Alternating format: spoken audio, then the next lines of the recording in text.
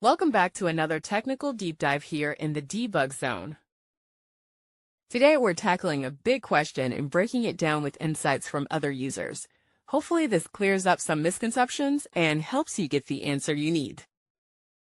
So buckle up, stay a little curious, and let's jump right in.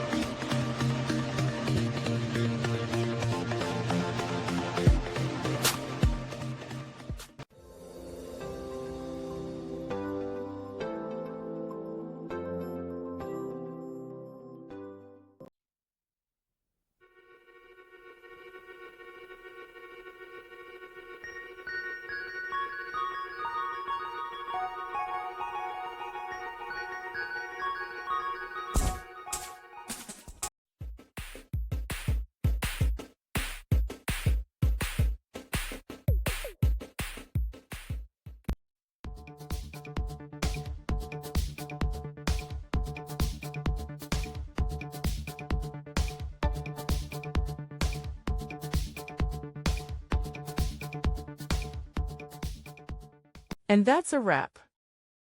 I hope you found the answer you were looking for.